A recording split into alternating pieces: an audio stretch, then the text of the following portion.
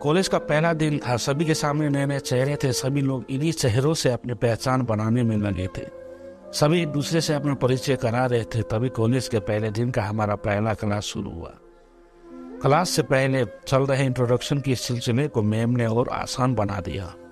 उन्होंने आते ही सबसे पहले सभी को अपना इंट्रोडक्शन सबके सामने देने को कहा। सभी स्टूडेंट एक एक करके अपने बारे में बता ही रहे थे। तभी जैसे ही रीना ने अपने बारे में कहना शुरू किया, मानो उसी क्लास में बैठे रोहित की आंखें बस उस पर टिक गई। रोहित बड़े ही दूर से रीना का इंट्रोडक्शन सुनने लगा और उसे एक टक देखने भी।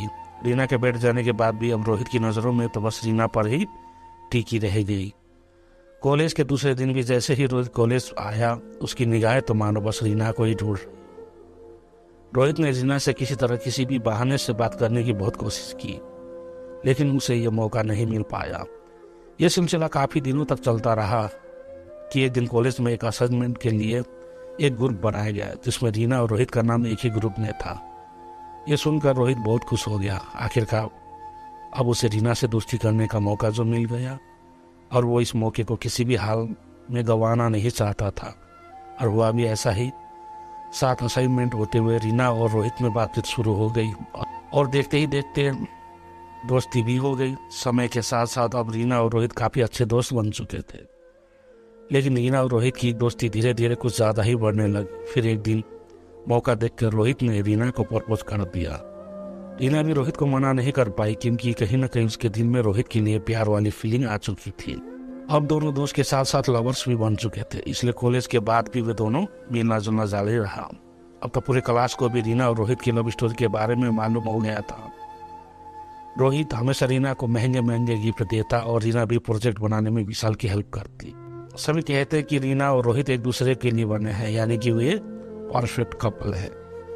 रीना भी हमेशा रोहित से शादी के लिए पूछती थी, तो रोहित हमेशा रीना को भरोसा दिलाता कि अब वो उसके बिना नहीं जी सकता। 3 साल तक दोनों का रिलेशन बहुत अच्छा चला, लेकिन कॉलेज के बाद अब रीना और रोहित का मिलना काफ़ी कम हो गया। रीना के फ़ोन करने पर भी रोहित ठीक से उससे बात नहीं करता था। वो कहता था कि वो अपने पापा के बिजनेस में ध्यान दे रहा है। हालांकि रीना ने अपने घर में भी रोहित के बारे में सब कुछ बताया था, इसलिए उसके घर वाले भी अब उस पर रोहित से शादी का दबाव बनाने लगे। लेकिन अब रीना अपने घर वालों को कोई जवाब नहीं दे पा रही थी। फिर एक दिन रीना रोहित के पापा के रेस्टोरेंट में पहुंच गए। वहाँ उस वक्त रोहित नहीं था, तो रीना ने रोहित के पापा को कहा कि वो रोहित की फ्रेंड है और यहाँ से गुजर रही तो यहाँ आ गई। रोहित के पापा ने रीना को बैठाया और वेटर से कुछ खाने पीने की चीज़ें लाने को कहा। दोनों बैठ के बातें करने लगे। तभी रोहित के पापा ने कहा कि बेटा, तुम आ रही हो ना रोहित की शादी में। ये सुनकर तो मानो रीना को अपने कान पर विश्वास ही नहीं हुआ। फिर उसने पूछा तो उन्होंने कहा कि हाँ, रोहित की शादी है अगले महीने और उसी की तैयारी में लगा है। बहुत खुश है वो, आखिर अपनी पसंद की लड़की से जो शादी कर रहा है। दोनों स्कूल के टाइम से ही एक दूसरे को जानते हैं। ये सुना अब रीना बिल्कुल निःशब्द हो गई और वहाँ से निकल पड़ी। घर जाके रीना सीधे अपने कमरे में गई और खुद को कमरे में बंद कर घंटों रोई।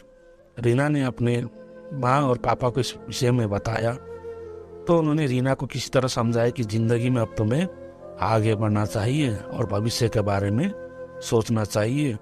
जो गुजर गया वो गुजर गया, अब उसके बारे में सोचकर अपनी आगे की ज़िंदगी खराब मत करो। लेकिन रीना अभी भी रोहित को भुला नहीं पाई और रोज़ रात को रोते हुए अपने दिल को दिलासा देते हुए कहती, तो क्या हुआ जो एक दिल टूट गया।